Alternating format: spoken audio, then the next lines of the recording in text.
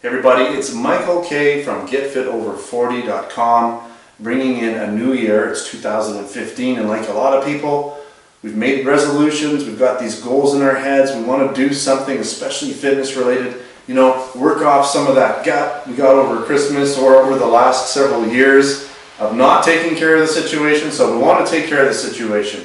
Now, I generally make a video of some sort talking about some do's and don'ts, and I'll put some links in there. There's definitely things you don't want to do when you're trying to bring in a new fitness resolution for the year. A lot of people overdo it. They go to the gym, they do all this crazy stuff. Everyone else is at the gym. You're just probably going to fail. There's just too much going on. Your body's not ready for that level of activity.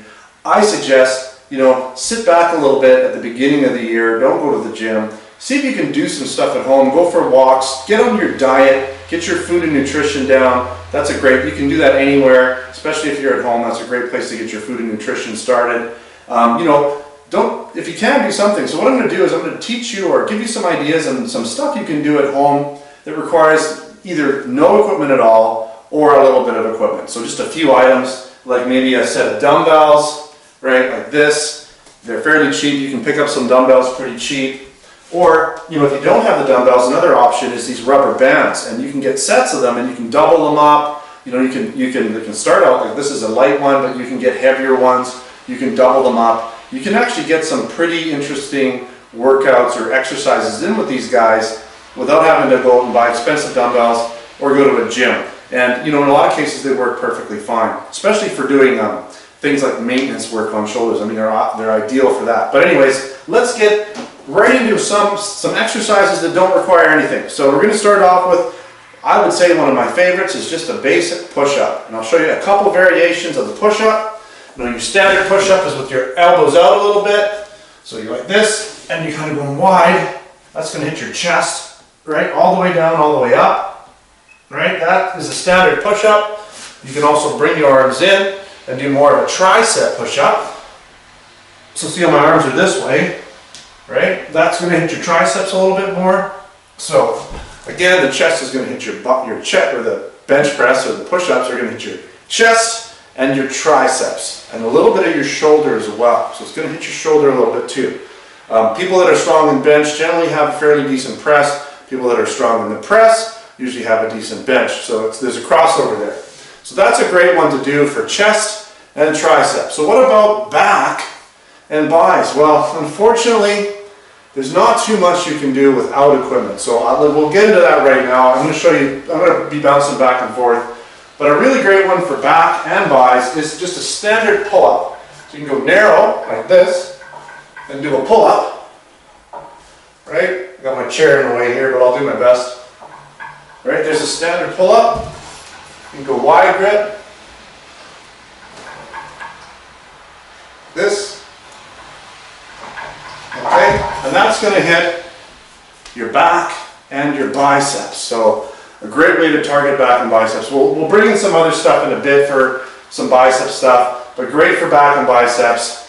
If you can do lots of pull-ups, you're going to have a strong back and strong biceps. All right, so what about shoulders? Again, we're going to jump to shoulders in a bit. I want to show you a couple leg things, okay? So there's just the basic air squat. And you know what? If you do enough of these, you're going to feel the burn. You basically want to go down to at least parallel and then all the way up. Least parallel and all the way up. I have a bit of a knee impingement. I can't go much lower than that, but I'll show you from the front. Parallel and then all the way up. Parallel, all the way up, right? And I feel it just because I got sore knees, but even if you can go heavy, an air squat, and another way to do it is, hopefully I don't jump too high, is you can do a jumping air squat. And that just makes you put more load on your thighs, and it hits you in the butt as well. So jumping air squat, okay? And just getting right into the dumbbells. If you do have dumbbells, one really great way, especially if you have a heavy one, is to hold it like this and do your air squat like that. So it's kind of an air squat with weight. All right. You can do it with dumbbells down either end, either side as well. A little more awkward, I find. It's better to put the weight in front. So keep those dumbbells there. Another good thing that you can do is lunges. So lunges, loading up your glutes, your butt, your thigh and hitting your hamstring a little bit as well. Okay, that's a good one. Switch it up, don't forget to switch legs. Okay, just like that. Again, you can add weight, right? Just like that. It's a little bit of a balancing act sometimes. All right, if you want to really make it challenging, you can raise your back leg up a little bit. See what I'm doing here? I'll move over and really puts the weight on the front leg. It's awesome. This one really gets a lot more stretch and a lot more hamstring, a lot more glute activation. So that's a good one there. Again, you can do it with a weight if you want to. Another thing you can do is, even without weight, is single leg, basically calf raises. And all you need to do is find something, I don't have proper shoes on right now, wood block, anything that you can get your foot on, which I don't have really much of anything, but I'll just do it over here. Anything that you can get your foot elevated, you can use something to balance, and then you basically, with shoes, you do a calf raise, single leg.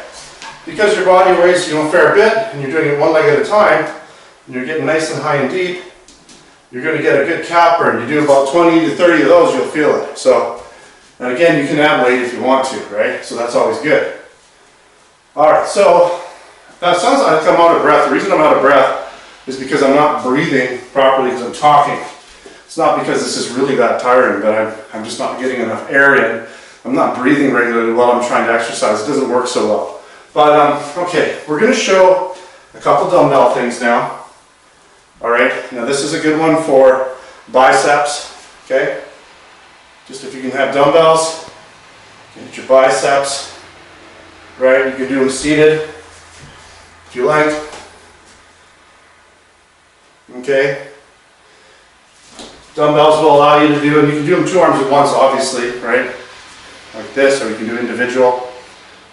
So that's a good thing to do for biceps. Shoulders, like this. Shoulder press. Shoulders are hard to do without any weights or anything, okay? But that's good for shoulders. If you have a lighter dumbbell, because this is a hard one, you can do it behind the head, tricep extension, single press. That's going to do the back here again, okay? You can even use dumbbells when you're doing bench or when you're doing push-ups because they give you a little bit of almost a grip off the floor. They're good for that. But again, if you don't have dumbbells, all you have is a rubber band type setup, you can still do a lot of this stuff, right? So here we are doing a curl, and if you have a heavy enough band with enough resistance, you can definitely feel it. So there's that. If you want to get your tricep, right, you can go behind the head and do, so you can see it, a little extension. You can also, if you have enough resistance, you can do a shoulder press, single arm. Just do 1 arm at a time, right? Now you need a little bit more resistance for this, but if you have enough of these straps or heavy enough one, you can definitely get that done. You can also do something for your rear delts here. This exercise is great for your rear delt. Again, if you have enough resistance, you're going to feel it. This is a little bit light for me, but for some people it might be enough, right? So these bands are really, really versatile for doing a ton of maintenance work and just like auxiliary work and things like that. So always good to have these bands around. Now, moving on, what else? So we've shown some push-ups, some squats, air squats, lunges, some stuff for your calves. So we kind of hit the legs. So obviously more you can do if you have equipment, but we're just trying to show limited resources here. We've done the pull-ups, right? Okay, there's obviously sit-ups you can do for your abs. Hopefully you can see me on camera. Crunches are always good, so you just sort of really try to crunch your stomach, arch your back. You can do full sit-ups. Generally speaking, you kind of want to touch the front, you can go between your legs, right? There's so many variations of sit-ups, but at the end of the day, you want to constrict this area here. That's why crunch is so good, because you're just opening it up and then tightening that area. So that's what you want to focus on. It's not about coming all the way up when you're doing a crunch. Another thing that I'm horrible at, you're just going to see a total horrible example of this, but it needs to be shown, is a back arch. And so you kind of put your arms back here, all the way down, and all the way up, and I have no range of motion, like this. And you want to go as high as you can. Terrible example, don't give me a lot of grief, but that will work your lower back. It's not that my lower back is weak, the problem is I have no flexibility in my lower back. I actually have a little bit of a fused spine, so don't be too hard on me for that. For shoulders, again, showing you the different things you can do, but if you don't have any gear, you can do this little guy here, and this is going to do your shoulders. Okay, it's like a downward dog shoulder press. Okay, and that'll hit your shoulders. If you do enough of that, maybe even get your legs. If you get your legs elevated enough, another one is the actual, what's it called? It's the when you're upside down doing a handstand push-up, which is a shoulder press, and that's a good one. But that one takes a fair bit of strength, so you might want to work by putting your feet partially up on the wall and then doing it at an angle, and then slowly getting your feet higher and higher. So hopefully that's given you some ideas. We've kind of shown you how to hit shoulders, chest, back, bicep, triceps, so lower back, abs, full legs, so thighs, hamstrings, the glutes, the butt, and a little bit of the calf. So, you know, get some bands if you need them. They're not expensive, probably $20, $30. Get a bunch of these guys, layer them together, get more resistance out of them. They go a long way. A light set of dumbbells even, you know, it just depends. If you're starting out, you don't need to necessarily get a real heavy set. Dumbbells can get expensive though, if you need to get all the different sizes, so be aware of that. But other than that, you know, that's all you need to just get your body working, get some exercise in, hit those body parts, get some muscle tone happening, right? And start burning off some of those calories, burning off some of that fat, so that you get, you know, so that you accomplish your New Year's resolution. All right, thanks for watching another GetFitOver40.com video. Don't forget to subscribe.